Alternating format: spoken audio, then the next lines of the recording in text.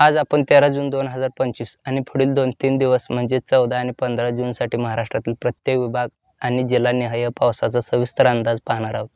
भारतीय हवामान विभाग IMD आणि इतर विश्वसनीय स्रोतांवर आधारित ही माहिती तुमच्यासाठी खास तयार केली आहे. शेतकरी बांधव, प्रवासी आणि सर्वसामान्य नागरिकांसाठी हा अंदाज खूप महत्त्वाचा आहे. पावसाच्या तयारीसाठी सज्ज व्हा, कारण येत्या 3 दिवसात मान्सूनचा जोर पुन्हा वाढणार आहे.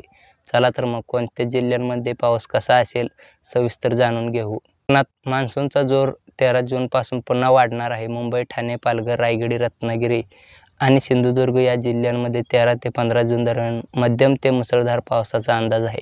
मुंबईत 13 जूनला सकाळपासून ढगाळ वातावरणासह हलक्या सरी पडण्याची शक्यता आहे, तर संध्याकाळी मेघगर्जनेसह जोरदार पाऊस कोसळू शकतो. ठाणे आणि पालघरमध्ये 14 जूनला पावसाचा जोर वाढेल. विशेषतः किनारी भागात पाणी साचण्याची शक्यता आहे. रायगडच्या घाटमाथ्यावर 13 आणि 14 जूनला विजांच्या कडकडाटासह अतिमुसळधार पावसाचा इशारा आहे. रत्नागिरी आणि सिंधुदुर्गात 15 जूनला काही ठिकाणी 116 ते 204 मिमी इतका पाऊस पडण्याची शक्यता आहे. कोकणातील नद्या आणि नाले दुथडी भरून वाहण्याची शक्यता असल्याने स्थानिक प्रशासनाने पूर आणि भूस्खलनाचा धोका टाळण्यासाठी सतर्कतेचे आवाहन केले आहे. मध्य महाराष्ट्रात 13 जूनपासून पावसाचा जोर वाढणार आहे. पुणे, सातारा, सांगली, कोल्हापूर, सोलापूर, अहिल्यानगर आणि नाशिक या जिल्ह्यांमध्ये हलका ते मध्यम पाऊस अपेक्षित आहे. पुण्यात 13 जूनला सकाळी ढगाळ वातावरण राहील, तर दुपारनंतर घाटमाथ्यांवर लोणावळा, खंडाळा जोरदार सरी पडण्याची शक्यता आहे. 14 जूनला पुणे शहरात मध्यम पावसासह विजांचा कडकडाट होऊ शकतो. सातारा आणि कोल्हापूरच्या घाट परिसरात 14 आणि 15 जूनला मुसळधार पावसाचा अंदाज आहे, ज्यामुळे कृष्णा आणि पंचगंगा नद्याच्या पाण्याच्या पातळीत वाढ होऊ शकते.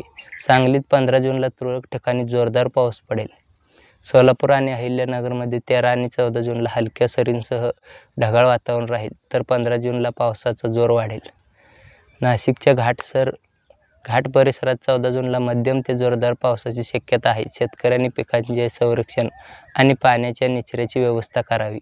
विदर्भात 13 जूनपासून पुन्हा मान्सून सक्रिय होत आहे आणि येत्या 2-3 दिवसात पावसाचा जोर वाढेल. बुलढाणा, अकोला, अमरावती, यवतमाळ, वर्धा, नागपूर, भंडारा, गोंदिया, चंद्रपूर आणि गडचिरोली या जिल्ह्यांमध्ये मध्यम ते जोरदार पावसाचा इशारा आहे. नागपूरमध्ये 13 जूनला हलक्या ते मध्यम सरी पडतील, तर 14 जूनला मेघगर्जनेसह पावसाचा जोर वाढेल. चंद्रपूर आणि गडचिरोलीत 14 आणि 15 जूनला विजांच्या कडकडाटासह मुसळधार ते अतिमुसळधार पावसाची शक्यता आहे, ज्यामुळे स्थानिक नद्यांच्या पाण्याच्या पातळीत वाढ होऊ शकतो.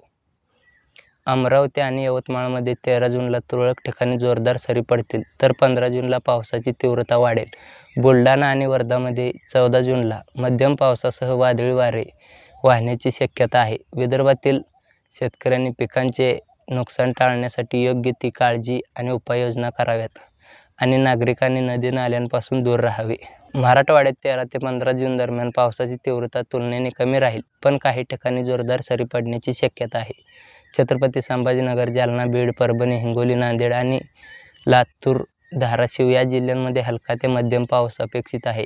छत्रपती संभाजीनगर आणि जालना येथे 13 जूनला ढगाळ वातावरणासह तुरळक ठिकाणी हलक्या सरी पडतील. बीड आणि नांदेडमध्ये 14 जूनला पावसाचा जोर वाढेल आणि काही ठिकाणी मेघगर्जनेसह मध्यम पाऊस पडेल. परभणी आणि हिंगोलीत 15 जूनला हलक्या ते मध्यम सरींची शक्यता आहे.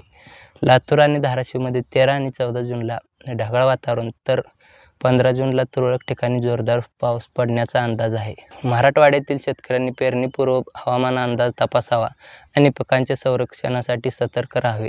उत्तर महाराष्ट्रातील नाशिक, धुळे, जळगाव आणि नंदुरबार या जिल्ह्यांमध्ये 13 जूनपासून पावसाची सुरुवात होणार आहे. नाशिकच्या घाट परिसरात 13 आणि 14 जूनला मध्यम ते जोरदार पावसाचा अंदाज आहे, तर नाशिक शहरात हलक्या ते मध्यम सरी पडतील. धुळे आणि जळगावमध्ये 13 जूनला ढगाळ वातावरणासह तुरळक ठिकाणी हलका पाऊस पडेल, तर 15 जूनला पावसाचा जोर वाढेल.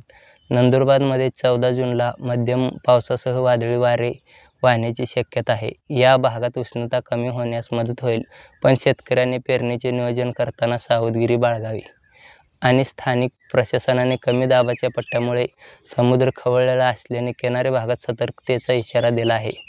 येत्या 3 दिवसात महाराष्ट्रात पावसाचा जोर वाढणार असल्याने